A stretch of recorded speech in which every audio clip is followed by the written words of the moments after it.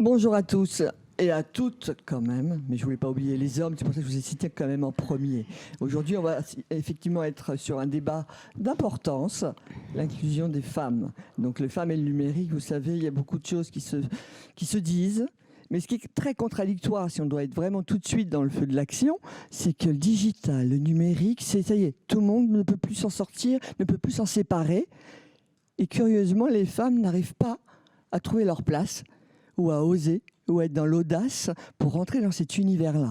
C'est pour ça qu'aujourd'hui, ce qui est parfait, c'est que là, on a 3 univers différents. Alors, je dis 3 univers, il y a 4 femmes, d'accord, mais il y a 2 personnes de la même structure. Et vous allez comprendre pourquoi on les a choisies aussi toutes les 2. Alors, en premier, par rapport à cela, je voudrais quand même citer en premier SNCF, quand même, Christelle. Alors oui, je donne les prénoms, ça sera plus sympathique, je garde mon chemin. Voilà, très bien. Après, vous avez Digital Campus. Et là, vous avez Christelle. Pardon. Oh, bah super, parfait. C'est le bon démarrage, c'est l'inconvénient du live. Donc, Virginie et Lou. Alors, pourquoi 2 personnes du Digital Campus? Là, c'est la personne qui, effectivement, connaît l'univers, on va dire, de Digital Campus et veut absolument faire une planète digitale humaine. Et là, à ma droite, Lou, qui connaît parfaitement les étudiants et justement la relève, les nouveaux talents ou lesquels on veut amener justement vers le monde du digital, du numérique et notamment vous, les jeunes femmes. Vous avez tout ce talent-là, donc aujourd'hui on va vous donner tous les éléments pour justement vous diriger vers cette direction. Et après, bien sûr, Corinne Verdier. Alors c'est bien, je donne le nom de la dernière, c'est super. Mais c'est une amie depuis 15 ans, alors c'est vrai que vraiment là-dessus, il y a des schémas comme ça importants qui est à la mêlée depuis un bon moment, mais surtout qui forment aussi à TBS Éducation. Donc il y a beaucoup de choses à vous apprendre par rapport à cela. Alors pourquoi aujourd'hui, effectivement, femmes et numérique? Aujourd'hui, c'est vrai que vous êtes quand même séduits par cet univers. Mais là, je crois qu'il va falloir quand même qu'on casse un peu les codes en étant très spontané par rapport à cela. Parce que je pense que ce qui n'a pas été compris dans cet univers-là, c'est que vous pouvez trouver votre place, mais peut-être que c'est vous-même, jeune femme, qui vous empêchez de traverser et de passer de l'autre côté. Je pense que vous pouvez peut-être vous mettre des freins. Alors, on va partir sur 3 thèmes. En premier, chacune va se présenter. Et après, sur 3 thèmes pour vous apporter des solutions et surtout changer votre ouverture d'esprit, en tout cas la faire évoluer dès demain matin pour que vous puissiez vous diriger vers le numérique, s'il vous plaît. D'accord? Donc, je ne sais pas, Christelle, tu veux commencer? Avec plaisir, donc enchantée, Christelle Loga-Castagnier. Donc je suis responsable du 574 Occitanie, qui en gros est la maison digitale de SNCF sur le territoire Occitanie. Donc pour la petite histoire, je ne suis pas du tout issue de métier numérique, je ne suis pas du tout de formation numérique, comme quoi on peut arriver au numérique c'est la preuve parfaite. par tous les biais de formation. Très bien. Corinne, si tu veux. Donc moi, je suis consultante et enseignante dans le supérieur dans 5 écoles différentes. Et je m'occupe de la commission femmes et numérique à la mêlée. Voilà. Bonjour à tous, Virginie Saillant, je suis directrice pédagogique de Digital Campus à Toulouse. Et donc nous sommes un campus qui forme en 3 et 5 ans au métier du digital. Et bonjour à toutes et à tous. Donc, moi, je suis Lou Vaillant, conseillère en formation au sein de l'école Digital Campus Toulouse. Mon rôle, rapidement, c'est quoi? C'est donc d'accompagner les étudiants sur leur parcours de formation et dans les démarches de recherche de stage ou encore d'alternance. Voilà. Et au sein de l'école donc Digital Campus, pour la petite anecdote, j'y ai été aussi étudiante. Voilà. Et si je dois me présenter pareil en 30 secondes, Sophie Nanin, donc, et j'accompagne les hommes et femmes au niveau de la communication pour mieux développer au niveau de leur activité entrepreneur manager. Mais surtout le point commun avec toutes ces dames, fondatrices du club Oser Entreprendre au féminin et fidèles à la mêlée depuis, allez, 20 ans, on va le dire ça comme ça maintenant. Donc par rapport à la thématique d'aujourd'hui, je vais lancer le jeu, toutes les 4. Je voudrais juste savoir, est-ce que vraiment le numérique, en étant très spontané, c'est un métier de mec, voilà, ça se dit comme ça, ou au contraire, c'est une méconnaissance complète de l'univers. Parce qu'il y a quand même, comme j'expliquais tout à l'heure, on est quand même dans une nouvelle vague, ça y est, on va sur des schémas nouveaux, on se rapproche de 2030, on a plein d'outils, toute façon de vivre différentes. Ça séduit beaucoup le numérique, et pourtant, en termes de métier, je ne sais pas, il y a eu une évolution, ok ? Mais comme va le démontrer effectivement Lou et Virginie, il y a en même temps une baisse au niveau de l'adhésion, l'inscription des jeunes femmes dans les écoles. Alors je ne sais pas, peut-être que je me tourne vers toi en premier par rapport à cela, pour comprendre si je me trompe dans l'approche, même si c'est une approche très directe, un truc de mec, mais est-ce que c'est faux, c'est vrai, ou si c'est vraiment une méconnaissance, quoi. Alors, c'est évidemment pas le numérique, c'est évidemment pas un sujet d'homme. De toute façon, il n'y a pas le métier numérique, il y a des métiers numériques. Et puis, de toute façon, le numérique, il est partout maintenant, dans tous les métiers. Donc, si on dit que le numérique, c'est un métier d'homme, ça veut dire que les femmes, elles retournent chez elles, s'occuper des enfants et elles ne travaillent plus. Donc, c'est évidemment pas un métier d'homme. Et donc, il y a toute une palette de métiers. Et même si on se focus sur les métiers qui sont très techniques, très scientifiques, la science n'a jamais été un métier d'homme. Dans l'histoire a démontré d'ailleurs de grandes inventions qui ont été portées par des femmes, pas assez mises en valeur parce que l'histoire a été écrite par les hommes, mais les mathématiques ne sont pas une science masculine. L'informatique n'est pas une science masculine et tout ce qui gravite autour des métiers numériques, comme l'intelligence collective, comme le design d'applications, l'expérience utilisateur qui sont fondamentales, ne sont évidemment pas des métiers masculins. Ravi de l'entendre. Je suis complètement d'accord avec Christelle. J'ose à croire qu'il n'y a pas de métier pour les hommes ou pour les femmes et que c'est ce qu'on a envie de faire qu'on peut faire. Après, c'est la compétence qui va primer. Je pense que ça vient d'une méconnaissance des métiers du numérique, du digital, de tout ce qui peut être lié à cette compétence. Et en fait, que dès le plus jeune âge, ce n'est pas quelque chose qu'on enseigne aux femmes. C'est-à-dire que les mathématiques, c'est tout de suite pour un garçon. Tout ce qui est mécanique, toutes ces choses-là. Donc, le code va être pour les hommes. Et les femmes vont plus être après sur des métiers avec une notion des fois plus humaine, plus sensible, comme la communication, le marketing. Et donc, ça pourrait être l'inverse pour les hommes, pour lesquels certains métiers sont peut-être plus fermés.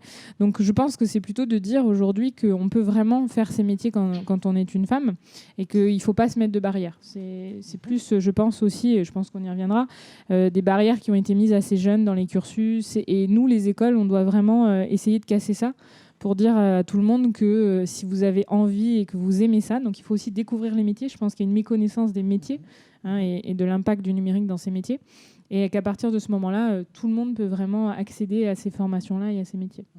Et par rapport à justement ce que vous présentez par rapport au Digital Campus et le plus que vous pouvez apporter, là je me retourne directement vers Lou, qui connaît bien les étudiants en plus.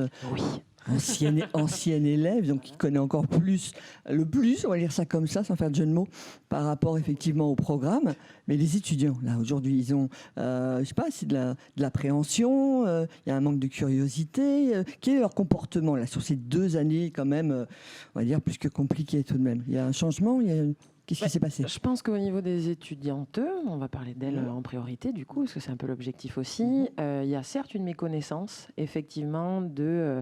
moi, en tant que nana, je peux aussi être développeuse, déjà, parce que citez-moi une grande développeuse, là, web, connue ou célèbre pour ça. C'est plus costaud que citer de grands développeurs web, par exemple, ou disons, d'acteurs célèbre pour ça dans le digital. Donc il y a déjà ce souci-là. Et ensuite, il y a aussi, disons, ce souci d'identification. C'est par exemple sur une journée portes ouvertes, je donne l'exemple là parce qu'on peut agir aussi là-dessus, on va avoir des filières de communication, des filières de développement web. Chez le développement web, il va y avoir beaucoup d'hommes. Donc on est une jeune fille, on hésite un peu sur son orientation professionnelle.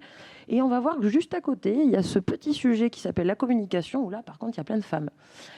Eh bien, peut-être instinctivement, naturellement, et c'est pas une critique ou une tare, au contraire, c'est un constat, c'est un fait, naturellement, on va peut-être plus se diriger vers ce qu'on pense connaître un peu, donc les nanas, puisqu'on en est une. Donc, il y a tout ça, en fait, à faire, je pense, évoluer. Après, on est sur un sujet sociétal plus que d'actualité et vraiment important, avec beaucoup d'étapes à modifier dès l'enfance jusqu'au choix de l'orientation professionnelle, mais après, sur l'identification, même par rapport aux intervenants, sur les matières notamment, peut-être Virginie sur ça, sur les thématiques. Je pense que ça part de là aussi, c'est de donner l'exemple. Et je pense que ça parlera à tous.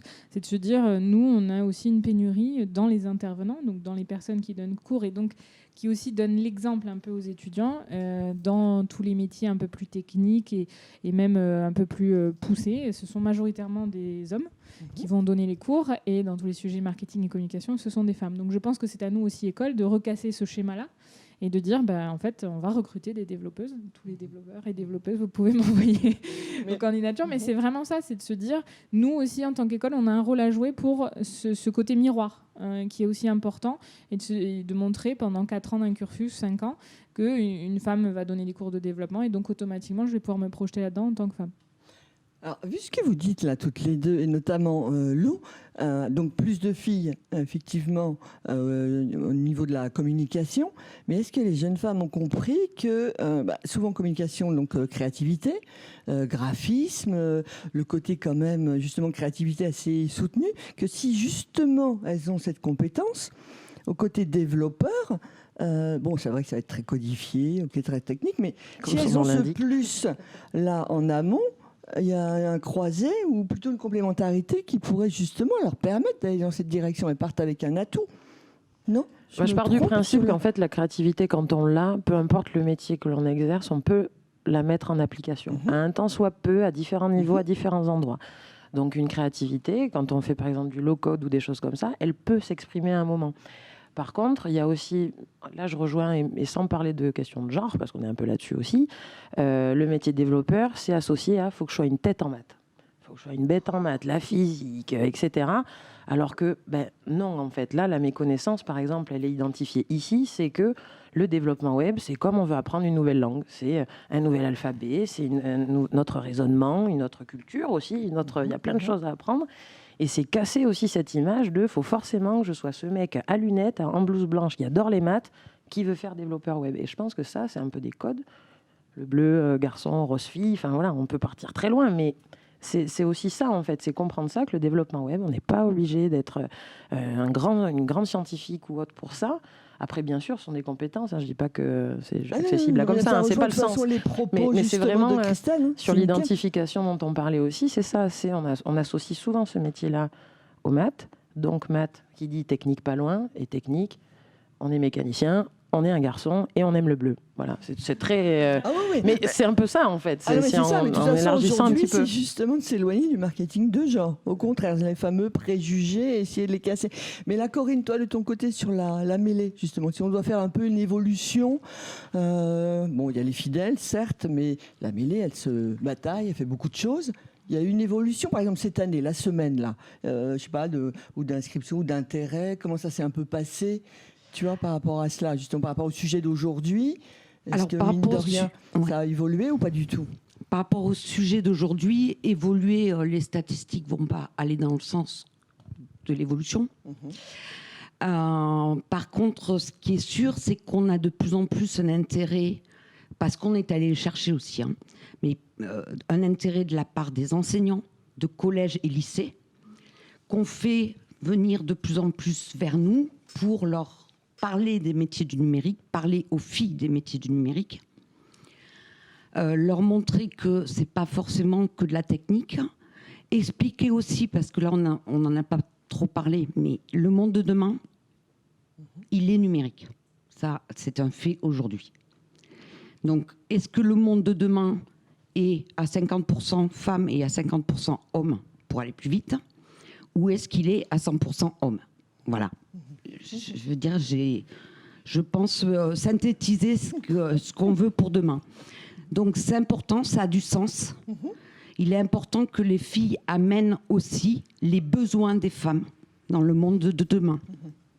Parce que le numérique, c'est juste répondre à des besoins avec de l'informatique. C'est qu'un outil. Voilà. Donc ça, je crois que c'est important.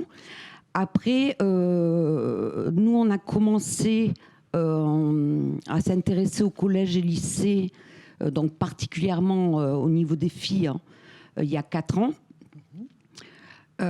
Aujourd'hui, je mets en ligne l'inscription pour une journée pour les filles. En 3 jours, j'arrête l'inscription et déjà, en 3 jours, je refuse 6 établissements et je clôture l'inscription. Donc là, il y a une prise de conscience. Okay. Donc ça voudrait dire que du côté, Christelle, au niveau SNCF, au niveau qui est quand même impliqué, engagé dans l'entrepreneuriat féminin, le campus a mené aussi des actions, c'est-à-dire d'aller un peu les provoquer avec des bons termes, ou journée porte ouverte, ou faire venir des professionnels pour pousser énormément l'inter-échange. Donc là, les 3 structures, vous êtes énormément dans cette direction. Là, pour justement aller les interpeller. Est-ce qu'il y a le programme là dont tu veux parler maintenant? Parce que peut-être ça pourrait faire le lien parfait sur justement toutes ces actions plutôt constructives et créatives justement. Donc, suite à tous ces événements qu'on fait depuis un peu plus de 4 ans pour la mixité dans les établissements. La mêlée a répondu avec des partenaires à un appel d'offres du ministère. Et pendant 4 mois, s'est vu allouer une enveloppe pour mettre en place, ou continuer ce qu'on avait amorcé sur Numérique pour elle. Donc Numérique pour elle, vous pouvez y aller voir. Déjà, il y a un site internet maintenant. Et ça va permettre en fait qu'il y ait 2 programmes pendant 4 mois. Un programme pour les collégiennes et lycéennes et un programme pour les femmes en reconversion. Et donc pendant 4 mois, elles vont pouvoir découvrir, s'initier, échanger, se sensibiliser au monde du numérique. Ok, super. Est-ce que là, du côté justement Digital Campus, peut-être que de votre côté, pareil, puisque c'est un pôle différent, il y a des actions là de maintenant ou même d'ici la fin de l'année, parce que autant se projeter. Donc nous, on a remarqué aussi qu'on a beaucoup plus de jeunes filles qui arrivent en master parce qu'elles ont plus confiance en elles.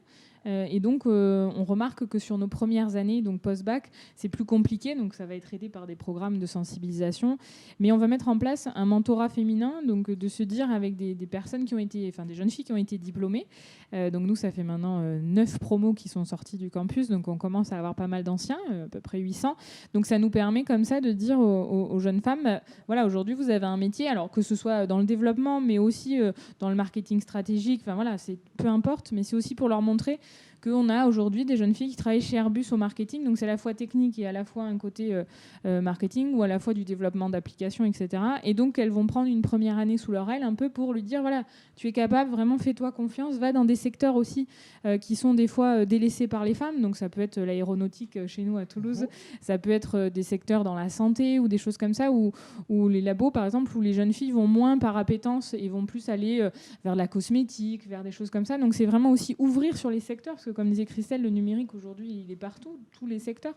Et donc voilà, on va mettre en place ce système de mentorat, donc ça prend un peu de temps, mais c'est un objectif vraiment sur l'année 2022 assez important pour nous, et bien sûr après continuer à collaborer, et aussi avec l'entrepreneuriat féminin, puisqu'on fait beaucoup la promotion de l'entrepreneuriat, donc de plus en plus de pousser aussi nos jeunes étudiantes à entreprendre et à aller chercher du financement, parce que souvent elles ont des très bonnes idées, mais elles disent mais non, je ne vais pas y arriver, on parlera du syndrome sûrement de l'imposteur, mais ce côté de tout de suite tout casser alors qu'elles ont des idées brillantes le plus souvent. Donc c'est aussi les pousser à entreprendre et derrière à aller dans des incubateurs et à mettre en place leurs idées pour tester et peut-être se tromper comme tout le monde, mais au moins essayer. Donc là, ça veut dire que dans les personnes là, qui sont présentes ou qui nous écoutent, cette action va être lancée au niveau du mentorat. Il va y avoir donc l'équipe, on va dire, des anciens, souvent on appelle ça les alumni. Complètement. Hein, voilà. Donc par rapport à cela, ceux qui nous écoutent, s'ils veulent avoir un lien avec vous pour être entrepreneur et justement allez hop, j'appuie quelqu'un et je vais la booster pour justement aller dans la bonne direction et pas avoir de doute ou la rassurer. C'est auprès du Digital Campus. Alors pour l'instant on n'a pas encore structuré, ce sera soit en contact par exemple auprès de moi, puisque je m'occupe de tout ce qui est pédagogie, donc bien sûr vous pouvez me contacter sans souci. Et après, compte sur LinkedIn, pas de souci, vous devez avoir le nom, Lou pareil. Et après si c'est plutôt des personnes qui ont envie d'entreprendre et de reprendre peut-être un cycle de formation, que ce soit court ou long, puisqu'on a plusieurs cycles, ce sera auprès de Lou. Okay. Quant à ces cycles courts ou longs, là, pareil, tu en parlais Corinne, les personnes en virage pro, 45 ans, très jeunes, qui veulent effectivement se lancer dans cette direction, peuvent aussi se rapprocher on a des modules de formation. Nous, je vais parler pour Digital Campus, on a des modules de formation courts, donc qui vont faire 140 heures à peu près, qui peuvent aller jusqu'à un titre. Voilà, donc c'est souvent pour de la reconversion, pour des gens qui ont mis du temps à trouver leur voie ou qui ont eu une vie professionnelle et veulent tout changer. Donc on fait aussi ces formations qui vont être beaucoup plus rapides que 3 ou 5 ans, on est d'accord. Non, j'insiste beaucoup parce que par rapport à ça, vu la période actuelle, beaucoup sont en virage pro et se disent ça y est, avec les moyens, on va dire, qui sont donnés ou la réflexion qu'il peut y avoir.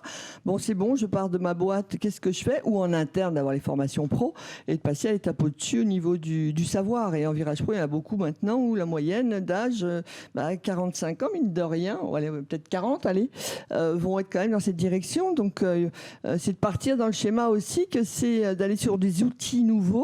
Et justement, si vous venez de la com, par exemple, ou du monde mathématique, vous pouvez partir avec les nouveaux outils d'aujourd'hui, donc le numérique. Et surtout, vous partez quand même avec un appui, quoi. Vous partez pas de rien, quoi. Vous allez renforcer un savoir. Donc, voyez-le bien avec auprès de Corinne Verdier ou Virginie Saillant.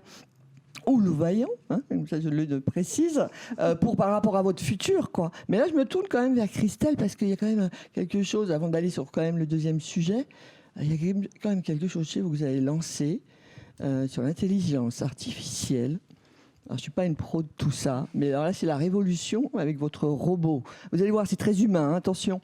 Mais quand même, là, si vous pouvez le présenter, parce que c'est une révolution au niveau de l'entrepreneuriat féminin pour, justement, les capter, humaniser, être en lien avec eux en communication interne. C'est quand même une révolution. Ouais, alors, enfin, c'est une action. Il y en a plein d'autres. Il faut quand même le resituer dans un contexte. Donc, le contexte, c'est l'ambassade, le réseau SNCF Mixité qui a quand même 10 ans et qui a 10 000 membres dans l'entreprise, qui a vocation à augmenter la place des femmes, la mixité dans l'entreprise, et notamment une ambassade Lab Egalitech qui représente la place des femmes dans le numérique. Donc, qui est à peu près de 25% aujourd'hui dans l'entreprise, qui est la même que ce qu'on retrouve dans toutes les entreprises. Et donc, effectivement, je rejoins tout ce qui a été dit. Il faut inspirer, déjà. Donc ça, c'est la première chose. Donc, inspirer, ça veut dire qu'on va faire venir des femmes qui ont des métiers numériques et pas que des métiers qui sont dans la com numérique, mais effectivement des data scientists, etc., pour parler de leur métier, parler de leur formation, de leur métier, de leurs soft skills. Ça, c'est important parce qu'en fait, il n'y a pas que les compétences techniques dans le numérique. C'est tout le savoir-être, être à l'écoute du client, apprendre à apprendre, parce que ça évolue en permanence. Ce qu'on sait aujourd'hui, on n'en aura plus besoin dans 10 ans. Donc, ça veut dire que dans une carrière professionnelle, il faudra continuer à apprendre. Donc ça, c'est des soft skills qui sont très importantes. Donc, il faut inspirer. Il faut proposer des cycles de conférences aussi où on va parler de ces métiers numériques, faire du mentorat. Donc ça, c'est aussi des choses qui se font dans le cadre de SNCF Mixité. Et alors, pour compléter la palette d'actions, la nouveauté, entre guillemets, effectivement, c'est qu'on est en train de construire une newsletter pour inspirer les femmes sur le numérique. Mais des newsletters, il y en a partout. De la formation, en fait, il y en a partout. C'est ça le problème. Ah non, on est d'accord. Mais l'outil que vous utilisez... C'est ce que, oui. Alors, cet outil, donc effectivement, c'est une boîte qui a créé ça, qui s'appelle Flint, et en fait le but c'est d'éduquer un robot, c'est pas un robot physique, c'est un robot virtuel en fait, qu'on va nourrir d'informations et on va lui dire cette information est pertinente, celle-là elle est moins, celle-là elle est pertinente, celle-là elle est moins, en fonction du sujet qu'on veut porter, et donc ça va monter en qualité, et le but c'est de pouvoir générer des newsletters de qualité sur le numérique à destination des femmes pour qu'elles puissent trier dans la foultitude d'informations qui tombent sur le numérique, ce qui vraiment va les intéresser, les inspirer et les aider à embarquer dans ce train, sans faire de jeu de mots, dans ce train du numérique. Voilà. Ah non, mais super idée. Donc Flint, retenez bien cela par rapport effectivement à cet outil qui complète donc déjà les actions qui sont en place. Alors là, tout à l'heure, Virginie, je ne sais plus où est-ce qu'on en est, on parlait du syndrome de l'imposteur. Donc c'est vrai que par rapport à ça, je me demande justement, pour pallier un peu au syndrome de l'imposteur, la mixité justement des compétences hommes-femmes. Très bien. Peut-être que justement, ça pourrait peut-être renforcer un peu cette légitimité, trouver son rôle, la bonne personne à la bonne place. Est-ce qu'il y a des choses à revoir là-dessus? Parce que là, les jeunes femmes que nous avons aujourd'hui, et jeunes hommes qui sont là, c'est quand même d'avoir une vue différente à l'issue de ces tables rondes. Mais est-ce que justement le syndrome de l'imposteur, la mixité pourrait être une solution? Est-ce que là, vous, de votre côté, comment vous voyez ça? Pour justement, là, ça y est, on y va, quoi. Je pense que le syndrome de l'imposteur, beaucoup de personnes l'ont déjà ressenti ou le ressentiront. C'est aussi, je pense beaucoup la discussion, on parlait des soft skills, c'est aussi très important, au-delà de développer de la compétence pure, de savoir qui on est et ce qu'on a envie de faire et aussi de se faire confiance. Et la confiance en soi, c'est quelque chose qui est très peu travaillé, même à l'école primaire, le collège, le lycée. Et donc, nous, quand les étudiants arrivent, c'est vrai qu'on a aussi beaucoup de discussions et de communication à avoir sur qu'est-ce qu'ils ont envie de faire. On met en place aussi des tables rondes et nous on appelle ça des digitimes où ils vont pouvoir rencontrer des professionnels, donc aussi échanger. Et je pense c'est aussi d'écouter et de les former à se dire qu'est-ce que j'ai envie pour le monde digital de demain et prendre confiance dans ce monde-là puisque c'est eux aussi qui vont le créer. Je pense qu'il y aura toujours un petit peu le syndrome de l'imposteur, même si on travaille beaucoup sur ça, parce qu'on vit souvent en vase clos. Je dis souvent aux étudiants, vous n'êtes qu'avec des gens qui ont les mêmes compétences que vous, donc vous avez l'impression d'être moins bon que eux. Mais quand ils vont dans le vrai monde, ils rencontrent des gens qui ont des compétences un peu différentes. Et c'est là où il faut prendre confiance en soi et se dire j'ai appris quelque chose et je peux en parler. Et donc on essaye au travers de différents modules de cours à essayer de leur faire parler de ce qu'ils sont, de ce qu'ils ont envie, de leur faire construire un projet. On travaille beaucoup en forme de pédagogie sur le projet. Mais je pense que ça part de l'éducation, de plein de choses, de se dire, la mixité, le fait de travailler ensemble, de parler, de construire ensemble et de voir le monde de demain va permettre un petit peu d'effacer ça. Et c'est surtout un travail sur la confiance en soi, je pense. Donc, à la limite, c'est peut-être aussi vivre, on va dire, l'opportunité, garder les yeux grands ouverts sur ce qui se passe, garder l'esprit curieux pour pouvoir aussi, donc, un peu, OK, il y a ça, il y a ça. C'est oser. Oser, ah oui. Oser et se tromper. C'est-à-dire l'échec aussi, c'est quelque chose qui permet d'apprendre. Échec et réussite, oui, c'est indissociable. Donc, par rapport à ça, à la limite, on peut même presque dire que l'échec, sert de brouillon à la réussite, quoi. Mais par rapport à les actions donc, que vous menez, par rapport à cela, donc c'est aussi de leur demander d'être ouverts. On a le net, parce que c'est quand même une bibliothèque internationale, interplanétaire, interstellaire, tout ce que l'on veut. C'est de garder cet esprit curieux pour aller un peu plus loin. C'est vraiment la curiosité, c'est la base. Je crois que c'est Christelle qui parlait d'apprendre à apprendre. Enfin, nous, c'est une de nos matières. C'est de dire aujourd'hui, ce que vous apprenez à l'école sera plus bon quand vous allez sortir quasiment. On est vraiment dans des métiers qui sont en mouvance permanente. Et si nos étudiants ne sont pas curieux, ils se sont trompés d'endroit. Parce que si on n'a pas envie d'apprendre toute sa vie, et ce qui caractérise, je pense, nos étudiants, c'est, du moins, on essaye, c'est cette caractéristique de curiosité, d'avoir envie de toujours se mettre au courant et d'être un peu dans cette tendance aussi de se dire le digital évolue, qu'est-ce que je vais prendre, quel est le nouvel outil. Et donc, c'est pour ça que les soft skills sont importants parce que ça reste. C'est-à-dire que la compétence, elle va évoluer au fur et à mesure du temps parce que l'outil change, etc. Mais ce qu'on leur a appris en termes de confiance, en termes de prise de parole, en termes de manière de se présenter, d'oser, tout ça, c'est des choses qui vont être toute leur vie, en fait. C'est un bagage. Donc, je pense qu'il faut vraiment renforcer ce bagage-là. Bien sûr, leur donner la compétence technique, mais leur apprendre qu'il va falloir apprendre toute leur vie. Et ça, aujourd'hui, c'est vraiment ce qui change par rapport peut-être à des cursus plus classiques où, on va dire, ça met un peu plus de temps à évoluer. Et nous, c'est des cycles qui peuvent être de 2-3 ans, des fois, sur certaines... le marketing a tellement évolué dans les 10 dernières années qu'aujourd'hui, si vous n'êtes pas tout le temps à jour de la dernière chose qui se fait, c'est pas que vous serez pas bon, mais c'est que vous allez avoir un décalage en fait. Et donc vraiment, je pense qu'il faut booster ça chez les étudiants. Et donc par rapport au thème d'aujourd'hui, puisque c'est femmes et le numérique, c'est aussi à elles d'avoir justement le côté curieux, de le développer encore plus, quoi, pour essayer pour s'éloigner, on disait tout à l'heure, le marketing de genre, de se dire, on parlait mixité, il y a beaucoup d'articles, c'est vrai, de conférences, de sujets, YouTube, Instagram, vous passez beaucoup de temps. Regardez, vous verrez que sur ces sujets-là, oui, vous pouvez peut-être répartir votre temps différemment et aller véritablement avec un esprit curieux sur femmes et justement l'intrusion de la femme dans le monde du numérique. De pouvoir trouver sa place, quoi. Là, sur Lou, le côté des jeunes femmes aujourd'hui, c'est quoi? C'est de leur dire quoi pour les provoquer un peu plus?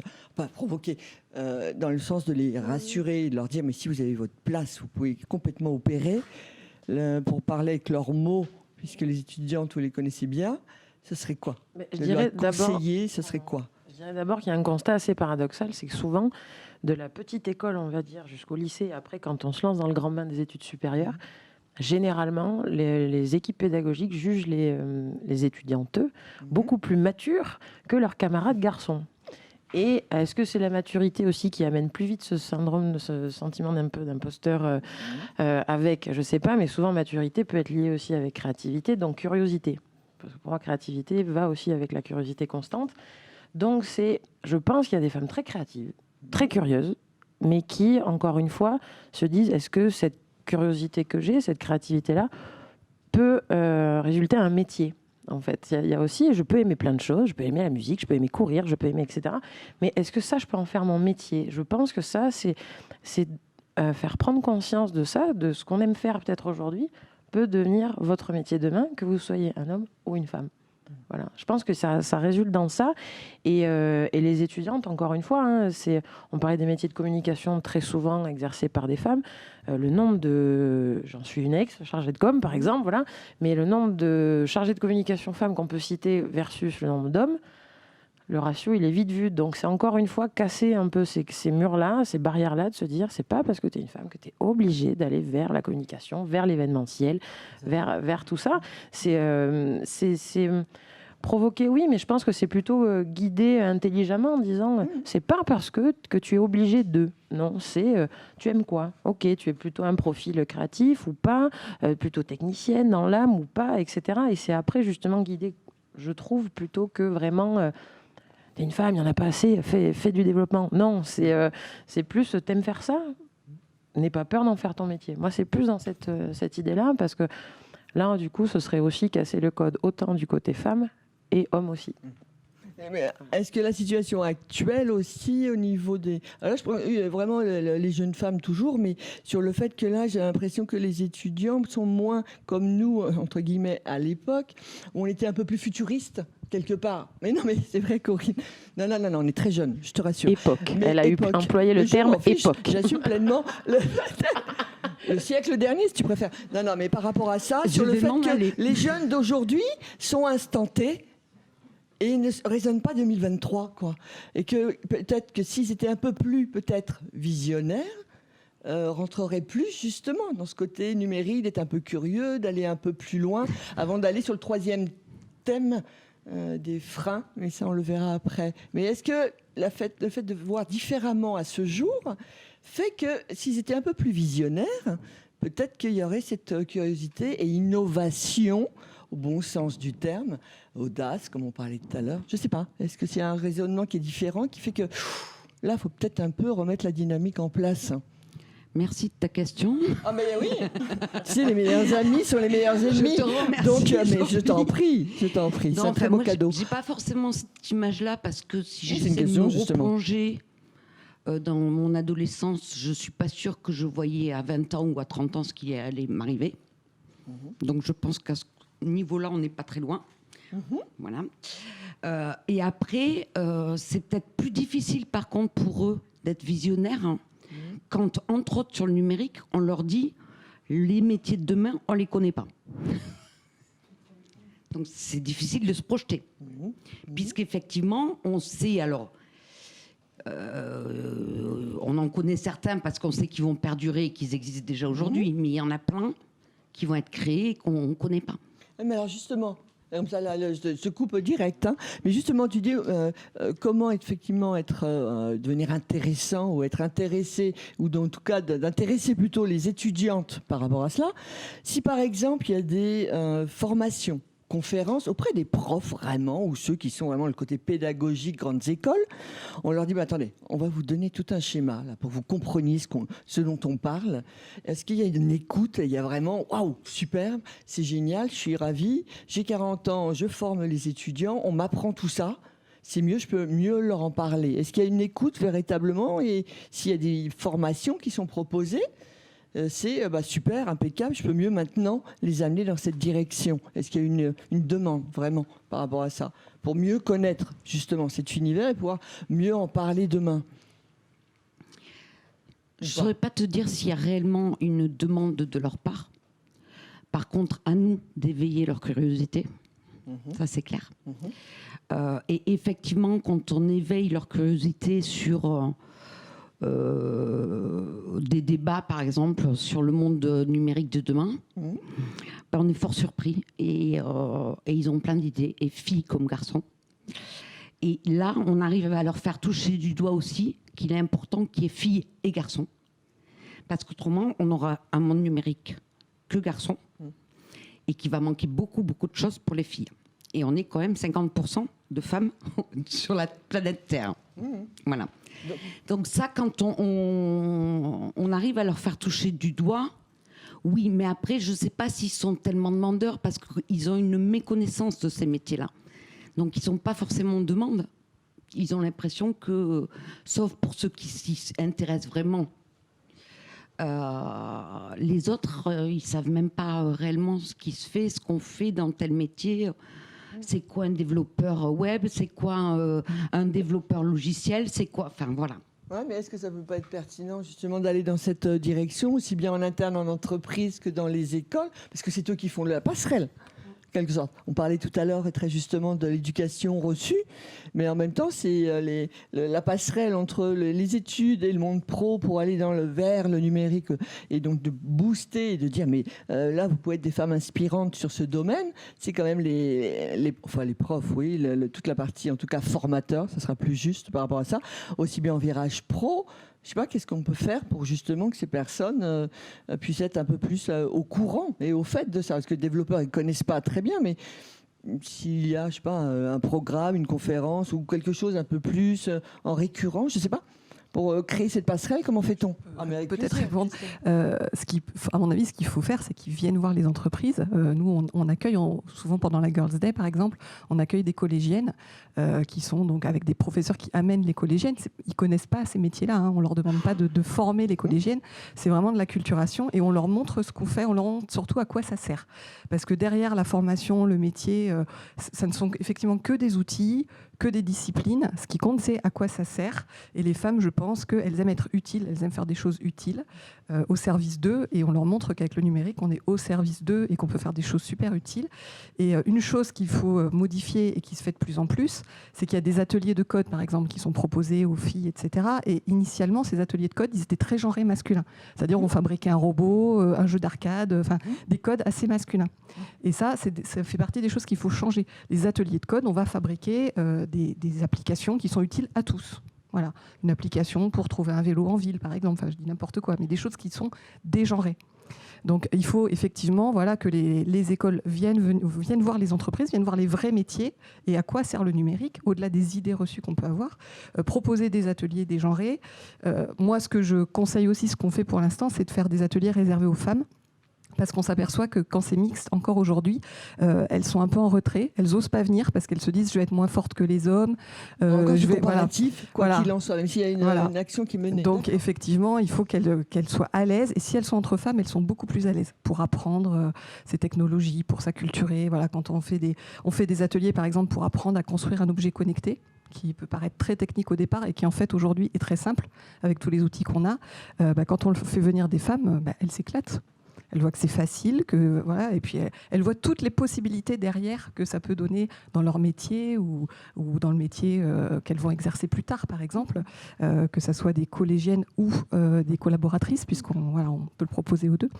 Et puis juste, je voudrais dire quelque chose aussi, c'est qu'on parle beaucoup des écoles, etc., mais il y a le rôle des parents qui est hyper important, parce que c'est les premiers qui éduquent les enfants. Et juste petite anecdote d'une collègue qui est, je trouve, très très illustratrice, c'est qu'il y avait justement des ateliers comme ça de code qui étaient proposés aux enfants et son mari lui a dit super, je vais y aller avec notre fils.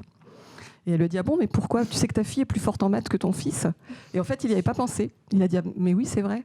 Et alors que son fils n'était pas du tout intéressé et que sa fille a adoré, elle s'est éclatée, elle a adoré l'atelier. Mais instinctivement, il allait le proposer à son fils. Donc je pense que déjà la première des choses, c'est d'éduquer les parents pour que les parents se disent montrez à vos filles que le numérique c'est pour vous, que ces métiers-là sont pour vous, que de toute façon vous n'avez pas le choix. Parce que je suis complètement d'accord que le monde de demain il sera numérique. Et si les femmes n'y sont pas, ça veut dire qu'elles seront coupées de tout un circuit de décision. Donc c'est vraiment les premiers acteurs, ce sont les parents, effectivement. Et en complément, comme là, Lou le disait tout à l'heure, aussi de médias et de ce que l'on passe, et marketing de genre, essayer aussi de le freiner. Mais alors, dans ce cas-là, justement, par rapport au, je dirais, pas le dernier point, on va dire, mais là, c'est plus pour embêter ces jeunes femmes. Mais est-ce que c'est pas elles aussi qui ne voient pas les talents qu'elles ont? elles se mettent des freins aussi par rapport à ça, parce que numérique, très bien. Souvent, quand on veut se lancer dans un projet ou on veut réaliser quelque chose, s'il y a un échec, on en parlait tout à l'heure, c'est la faute d'en face. Donc voilà, de toute façon, c'est en face. Mais est-ce que c'est pas peut-être au niveau justement de l'audace, oser croire véritablement ses talents, qui peut être aussi un frein, tout simplement. Là, on essaie de revoir les codes, casser ces préjugés, bon sang, et j'espère que vous en aurez appris quelque chose aujourd'hui pour réfléchir peut-être différemment et transmettre un message autour de vous différent.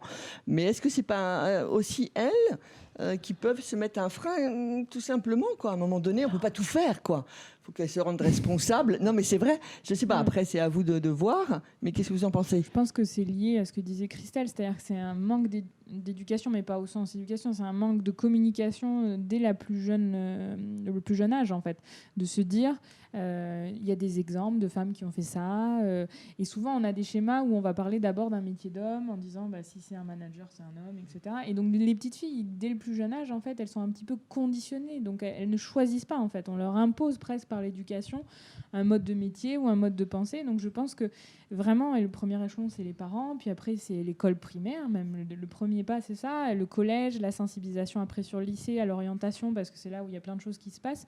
Donc je pense que c'est vraiment à nous, aux parents, enfin à tous les gens qui encadrent les enfants, de donner confiance et de leur montrer que c'est possible.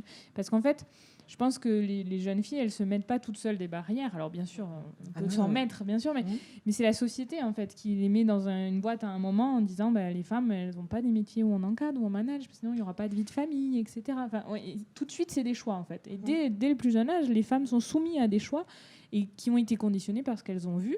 Donc c'est les mettre en contact aussi de femmes qui ont une carrière, qui mènent une carrière pro et une vie perso. Enfin, c'est montrer ces questions d'équilibre, je pense. Et c'est de plus en plus de se dire aussi moi, je pense que les collèges et les lycées, il faut qu'ils sortent, ils sortent un peu de leur environnement pour aller vers l'entreprise, pour montrer des témoignages, et qu'il n'y a pas que des métiers dits classiques et qui sont très essentiels. Mais je veux dire, nos enfants, ils ont aussi besoin de savoir ce que c'est qu'un UX designer, parce que les parents, ils vont pas pouvoir leur en parler des fois, parce qu'autour de nous, on n'a pas ces métiers. Et donc, c'est à l'école d'essayer d'amener ce côté-là pour que les jeunes filles se disent oui, en fait, je peux faire architecte, médecin et UX designer, par exemple, ça existe. Et c'est pas à 20 ans que je peux m'en rendre compte, c'est le plus tôt possible, parce que c'est vrai que le panorama s'ouvre tellement qu'il faut vraiment sensibiliser à ça. Donc c'est un travail qui est long, je pense, mais on est sur la bonne voie. Mais en même temps, à la vingtaine, tout de même, via en plus les réseaux sociaux, on sait qu'ils y passent du temps comme nous, on va dire, pas sur les mêmes forcément schémas, c'est clair, mais en même temps, ça dépend de qui elles s'entourent aussi, qui vont les tirer vers le haut. Alors il y a les parents, c'est non, tu vas pas faire ça, tu vas rester dans la tradition, on va dire ça comme ça, mais sur le côté quand même d'être entouré, de savoir qui non, tu peux pas, c'est aussi à elles de trouver aussi leur univers. C'est vrai que j'insiste un peu sur l'autonomie, la responsabilisation en complément, c'est-à-dire vous leur ouvrez les portes, là que ce soit dans les actions qui peuvent être menées à la SNCF ou même Corinne par rapport au programme ou au Digital Campus, mais après c'est d'agir, de se responsabiliser. Donc si on doit arriver peut-être à la fin, je sais pas dans le timing, je crois que c'est bon. Mais là je vous laisse par rapport à ça, mais j'insiste quand même, quoi. Alors un peu têtu, mais sur le fait de la... Non, mais c'est vrai, sur le côté responsable, on peut pas tout faire. C'est quand même la relève économique, les nouveaux talents, ils ont des pépites dans les doigts, dans les mains, elles peuvent faire beaucoup de choses, mais on va dire du perso vers le pro, elles voient pas le plus que ça peut apporter, alors que le numérique, elle le maîtrise en perso. Il y a plusieurs choses là, il y a beaucoup de choses. Moi, je m'en fiche. Là, je vous laisse la parole. Juste, moi, si je peux me permettre, déjà, on prend cette même femme de 20 ans qui doit se responsabiliser. J'ai l'impression qu'on l'engueule un peu là. C'est pour ça que ça me. Non, je plaisante. Non, mais en fait, cette femme de 20 ans, elle a quand même pas le même boulot et le même effort qu'à faire, à fournir qu'avec l'homme en face, en fait. C'est qu'elle a 20 ans de déconstruction à faire de ce qu'elle a vu petite, de ce qu'elle a reçu comme éducation à la maison, de ce qu'on lui a dit hors cadre, personne que tu rencontres, expérience professionnelle, etc. Donc l'effort n'est pas le même. Certes, elle a ses choix à faire et à assumer, et je la pousserai toujours à le faire, ça c'est clair et net. Par contre, c'est pas le même effort et la même démarche que ton père, il dit, il y a un atelier code, ça te branche, t'y vas. Une femme, c'est alors attends, mais moi le code, on m'a toujours dit que c'était pour les mecs. Est-ce que moi je peux y aller, etc. C'est tout un effort, je trouve, à fournir supplémentaire qu'elle est capable de fournir. Ah, Attention, j'en suis convaincue. Voilà. Non, bien sûr. Bien sûr, mais ce que je veux dire par là, c'est que justement, si on prend un peu le recul là, toute la démarche n'est malheureusement, justement, c'est un peu tout le sujet des trucs, n'est malheureusement pas la même. C'est qu'il y a tout un effort de déconstruction à refournir. Donc voilà, moi ça, justement, sur cette démarche de est-ce que je peux accéder à ça moi aussi ? Bien sûr, mais l'accessibilité et la réflexion autour n'est quand même pas la même à fournir sur les deux. Mais ça me va très bien. Ça va un peu Ça me avec va ça. très bien. Pour moi, je suis tout à fait d'accord. Au contraire. Tout à fait d'accord. Et dans la déconstruction, alors, je suis complètement d'accord. Il faut déjà les rassurer et mettre des chiffres sur les choses. Par exemple, il y a beaucoup moins de startups qui sont lancées par des femmes. Par contre, il y a beaucoup moins de faillites de startups portées par les femmes. Voilà. Donc, j'ai pas les chiffres exacts. En pourcentage, mais ça c'est vrai. C'est une réalité. De plus en plus, les investisseurs sont rassurés, limite, quand c'est une femme qui porte un projet, parce qu'ils savent qu'elle n'y va pas juste. Elle s'est lancée comme ça parce qu'elle a une idée fulgurante. Elle a pesé son business plan, elle a vérifié auprès de son client, etc. Voilà. Donc, je pense qu'il faut vraiment donner des chiffres objectifs, valoriser les choses, montrer que oui, vous êtes tout à fait capable, vous êtes peut-être même plus capable que les hommes. Allez savoir. Donc, leur montrer pour qu'elles soient rassurées et qu'effectivement, ensuite, elles fassent la démarche d'y aller elles-mêmes, certes, mais il faut vraiment, on a tous notre rôle, les entreprises, les écoles, les associations, etc., à rassurer, à montrer, à objectiver, à dire regardez pourquoi on vous dit d'y aller, pourquoi on vous dit que vous êtes capable, parce que c'est la preuve par les faits, en fait. Voilà, ça, c'est hyper important. Donc un peu plus pas juste peut-être des mots. de témoignages de personnes à ce moment-là, de développer, d'être dans le concret. Tout à fait. Corinne ? Alors moi, je voudrais aborder un petit sujet qu'on n'a pas du tout abordé là, c'est le droit à l'échec.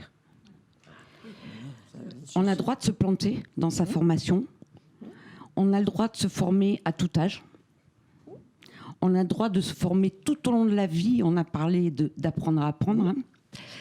Donc, je dirais, et même, alors plus particulièrement pour les filles qui sont souvent plus responsabilisées, mademoiselle.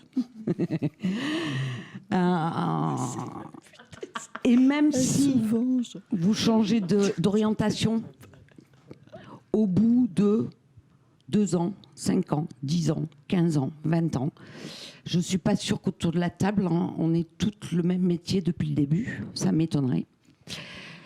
Eh bien, vous avez le droit. Et vous en sortirez encore plus grandi. Voilà. L'expérience aussi, parce qu'il y a un gros sujet effectivement aussi sur les expériences professionnelles et professionnalisantes. J'ai un cas super concret que j'avais pu évoquer, par exemple. Donc, je m'occupe notamment de diffuser des offres d'alternance auprès de notre cher réseau d'étudiants composé de femmes et d'hommes. Donc, une société basée plutôt sur du loisir créatif. Il y a un peu de rose dedans. Voilà, on devine à peu près l'univers, donc.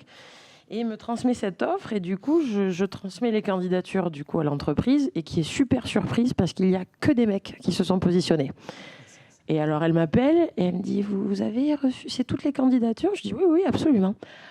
Ah, d'accord. Donc, ça peut servir le propos qu'on a tenu depuis le départ, mais aussi justement le contrebalancer de, c'est pas parce que tu fais du loisir créatif que tu as des codes un peu roses, effectivement, que forcément, il va y avoir des nanas dans l'équipe non plus. Et ça, je trouvais super intéressant comme cas qui montre aussi quand même cette prise de conscience, je trouve, qui est un peu qui rassure, 2021, enfin. Mais voilà, cette entreprise, du coup, m'a dit « Ah, vous n'avez pas aucune de profil... Je lui ai dit « Dites-le, de femme ». Je dis « Bah non ». Et donc, c'est un homme qui a rejoint cette équipe formidable et elles m'ont appelé, elles en sont ravies. Donc voilà, c'est aussi montrer ça. Il y a des codes à casser du côté, justement, accessibilité de femmes vers des métiers plus peut-être typés masculins. Et dans l'inverse aussi, non, c'est justement montrer que ces métiers, c'est pas porté par un homme ou par une femme. C'est possible dans les deux cas. Mais c'est un exemple, voilà, comme ça, on parle aussi de l'enfance, etc., des jouets non genrés, etc. Donc, on passe tout de suite un peu pour des alternatives quand on dit ça, mais ça existe, ça prend conscience. Il y a des marchés aussi là-dessus, parce que c'est tout un modèle, je pense, à revoir. Donc là, on part très loin, mais, je pense que la prise de conscience, elle est là. Après, la mise en application, c'est toujours le plus long, on le sait bien. mais il se passe quand même des choses, moi j'ai l'impression. C'est la sensation moi, que j'en ai, et notamment y a une au niveau des évolution. entreprises, Ouais, au niveau des entreprises sur les Il y a une recrutements. évolution là, par rapport à ça, mais peut-être que justement c'est presque des, je sais pas Christelle, les campagnes de sensibilisation qu'on pourrait mettre en place grâce à des vidéos, témoignages et autres. Peut-être vraiment entendre les mots quoi, de personnes peut-être qui leur ressemblent par rapport à ça, parce que je veux pas non plus passer comme dictateur sur le côté des Je jeunes plaisantais, et tout, hein. Chère Je te conférence, rassure, ça me je va très bien. plaisantais. Et la provocation, j'ai eu les mots en retour, ça me va très très très très bien. Mais par rapport à ça, c'est dans le sens, c'est vraiment de peut-être cette campagne de sensibilisation. Je parlais de planète digitale humaine par rapport au campus, c'est tout à fait l'état d'esprit de leur stratégie actuelle et future. Mais peut-être que c'est ça, avec justement les témoignages de personnes qui leur parlent avec leurs mots.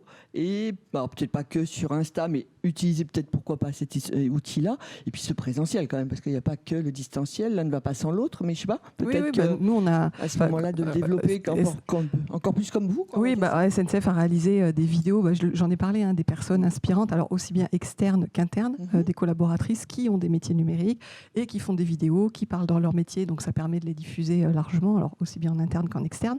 Et puis ce qui compte aussi, alors là où les hommes sont très très forts et nous les femmes moins, même si ça progresse, c'est la cooptation et le réseau. Voilà, ça compte. Pourquoi souvent des métiers d'hommes restent des métiers d'hommes? Parce que des hommes vont penser à un collègue avec qui ils ont fait de la formation, qui connaissent, etc.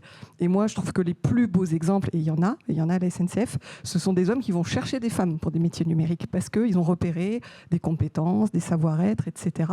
Et ça, c'est vraiment le plus beau des exemples. Et il y en a de plus en plus.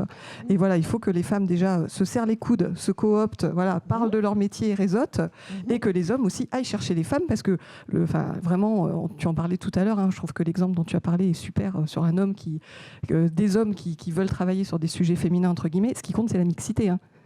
C'est pas, on en parlait tout à l'heure, c'est peut-être le plus sur lequel il faut insister via les actions là que vous menez chacune de votre côté. Plus d'hommes dans la communication, plus de femmes dans le développement, et qu'en gros qu'il y ait de la mixité partout en fait. Sur l'influence complètement. Le fait d'être dans la mixité va enrichir à la fois les deux côtés, on va dire, et ça va permettre d'avancer et de s'apporter des choses. Et peut-être un jour on gommera le côté homme-femme, de se dire en fait c'est juste de la compétence et après voilà, c'est tout. Et pour revenir à ce que tu évoquais, notamment, on est dans une génération, j'ai pas envie de m'éloigner d'elle quand même, vu mon âge quand même, mais on est beaucoup sur l'influence. On parle d'influence, on est souvent influencé. On avait des icônes dans les années 80. Maintenant, on suit des influenceurs ou des influenceuses aussi.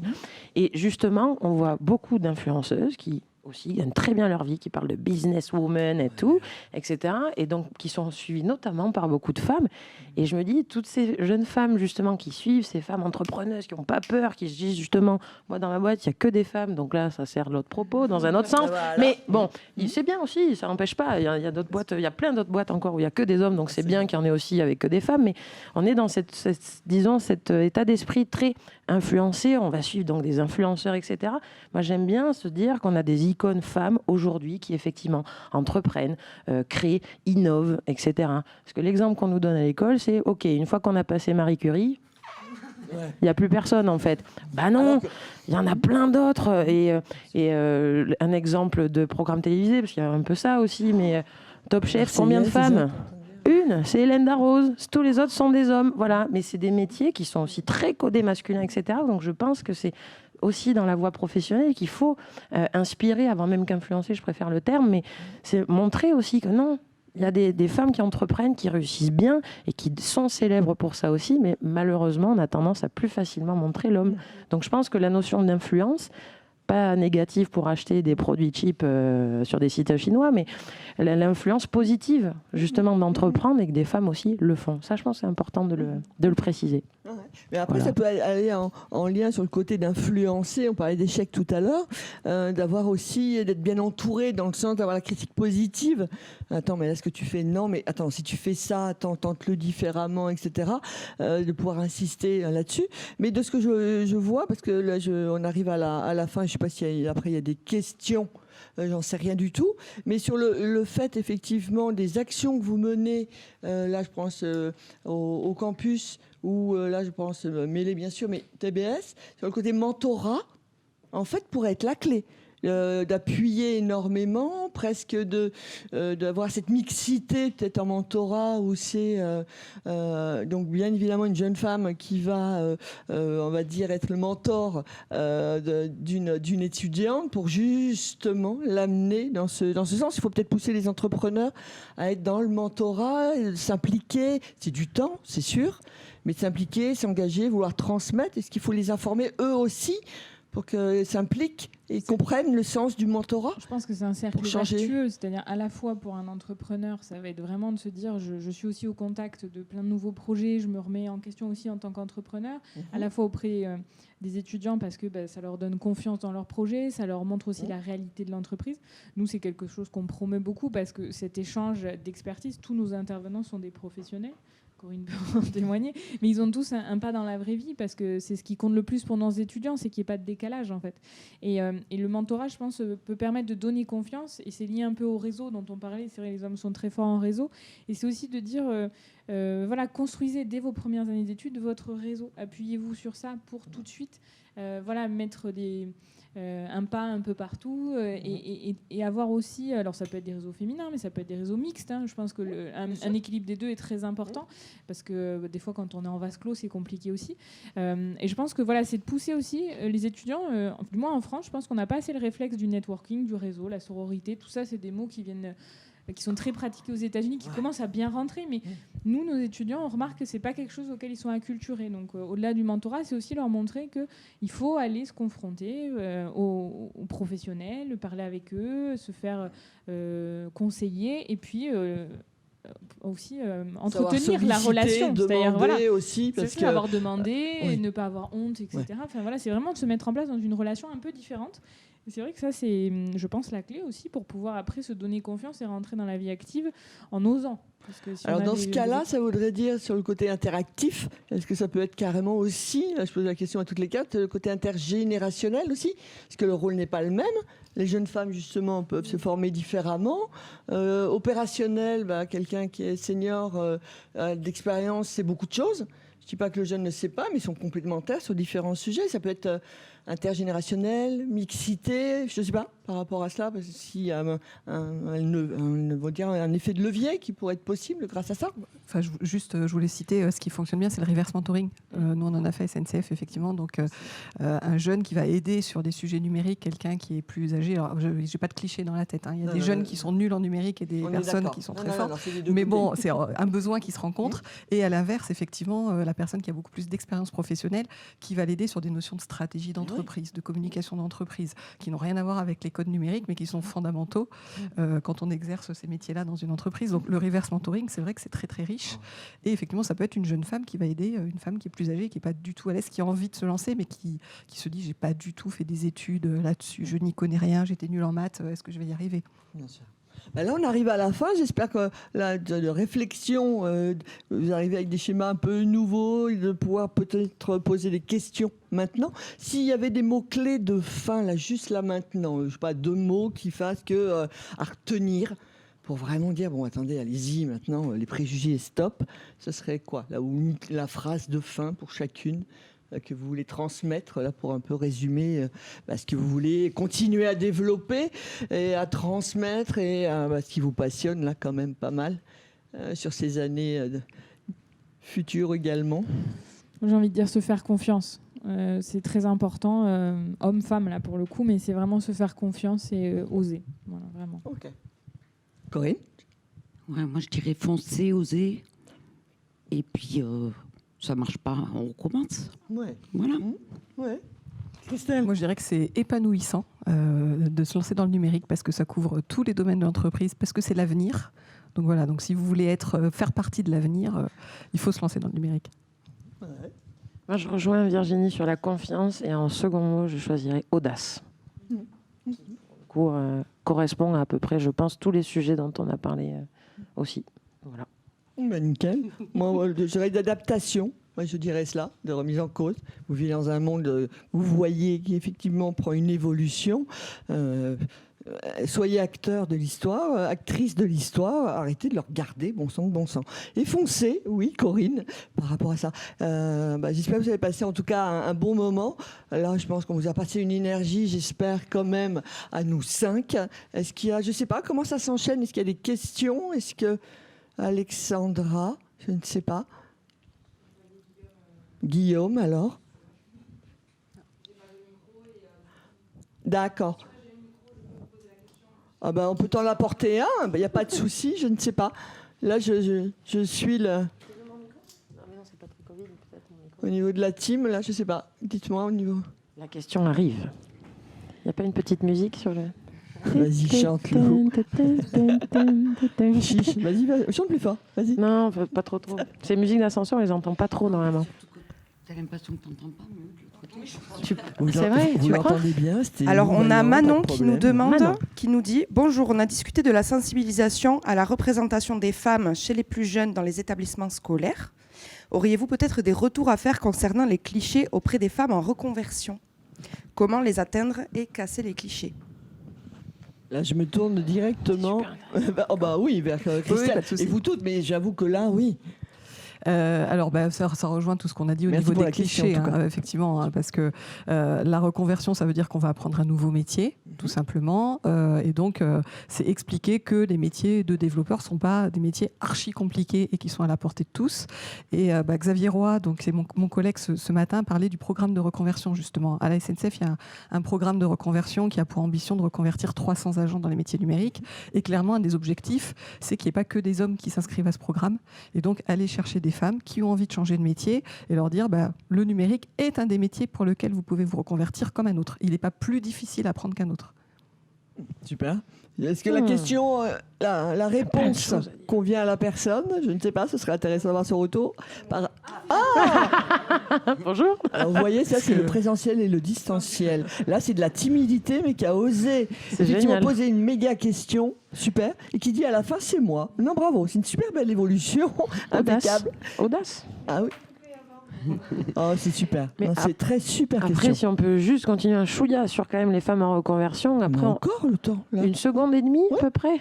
Ouais, cool, nickel. Une seconde et demie, ça va être très court quand même. Mais on peut avoir, suite à notre cher contexte sanitaire et Covid et autres mots associés, masques, etc., on a pu avoir ce temps, je crois, de réflexion justement sur notre voie professionnelle, notre choix, nos ambitions. Et je pense que beaucoup de femmes, j'ai pas envie de donner catégorie d'âge parce que j'ai pas envie de cibler seulement ça, mais je pense qu'ils ont peut-être suivi plus jeunes un schéma plus classique vers lequel on les a guidés, justement, de c'est ton métier, après c'est la grande maison, c'est le chien, c'est le monospace, c'est le métier. Métier passion, ça on verra, mais peut-être plus tard, voilà, les enfants, etc. Mais d'abord, il faut assurer toute cette partie-là. Et j'ai l'impression que beaucoup de femmes aujourd'hui, et je trouve ça génial justement, et c'est très courageux de leur part en plus, se sont dit après le Covid, ok, là j'ai eu le temps de réfléchir, en fait mon métier, j'en ai marre, il me convient pas, en fait je m'éclate pas, je m'épanouis pas, ou moins, ou plus, ou etc. Et qui se disent, ok, est-ce que là aujourd'hui c'est pas le moment, justement après tout ce qu'on a vécu, tout traversé, etc. Est-ce que c'est pas le moment où justement je vais réfléchir à une vraie reconversion pour moi que je choisis, moi vraiment, avec un recul, avec des choses construites, bien sûr, la maison sera là, le chien sera là, tout ça sera là, mais non, mais oui, mais c'est une caricature, mais parce que je pense qu'encore une fois, malheureusement, tout ce qui a été inculqué avant, ça se résume aussi en une caricature aussi. Donc là, justement, je trouve que cette prise de conscience et qui guide vers la reconversion est super courageuse, encore une fois, et bénéfique. C'est que là, on a des femmes qui, justement, se disent maintenant, je le fais, en fait. J'ai envie de faire ça, j'ai toujours voulu faire ça. On m'a toujours dit le contraire. Là, aujourd'hui, je le fais parce que là, c'est bon, j'ai donné à la maison tout le temps, etc. Dû à ce contexte, attention. Mais là, j'ose le faire et je trouve ça super engageant et inspirant. Aussi. Ah ouais. Et là, je peux vraiment, je m'inclus dans l'histoire par rapport à un cas précis au sein du club Oser entreprendre au féminin. Là, sur les 2 dernières années, c'est du délire, quoi. Le nombre qui ont osé foncer à se remettre en cause. Alors là, je peux vous en donner plein. Alors, messieurs aussi, vous avez fait beaucoup de choses. Mais sur le fait de la multitâche, multipotentiel, oser, là, par exemple, il y a une personne, 52 ans, journaliste. Ok, très bien. Elle a revu un peu son contexte. Elle est allée sur la sophrologie. Elle a fait toute une formation pour aider les aidants. Voyez ? les appuyer. Vous imaginez, elle était pile, mais elle a tout revu de A à Z. La cinquantaine, là j'avoue, chapeau quoi. Mais après de réseau, comme on le disait tout à l'heure, comme le précisait aussi Christelle, c'est que les femmes aussi, quand elles voient qu'en île déserte, je suis toute seule, mais on s'en est avec d'autres personnes, on peut grandir ensemble. Ah mais toi aussi tu vas le virage, ah toi aussi tu te poses cette question. Je pense que justement quand c'est pas mixte peut-être, ou ça peut l'être aussi, mais elles se comprennent entre elles. Alors je me dis mince que les jeunes femmes aussi, ça peut être un peu pareil pour vous, mais c'est vrai que de virage pro, ouais moi je pense que ouais, il y en a beaucoup là sur les 2 dernières années. Respect quoi, il y en a beaucoup qui ont bougé quoi, beaucoup quoi. Et vers notre chaire numérique. Doucement, mais Les sûrement. actions portent leurs fruits. Il y en a qui sont même pas formés en interne, et qui font de la mobilité interne et qui, voilà, là comme je connais, je fais le numérique. Attendez, j'ai quelque chose en plus à vous apporter, quoi. Toujours dans la productivité, réactivité. Est-ce qu'il y a d'autres questions? Je ne sais pas. Non. Est-ce que vous avez quelque chose à dire, mesdames? Merci Sinon, beaucoup à toutes et voilà. à tous. Alors, Et c'est à très bien. bientôt. Merci Merci beaucoup, en beaucoup. tout cas, et bonne Merci, continuation. bonne journée.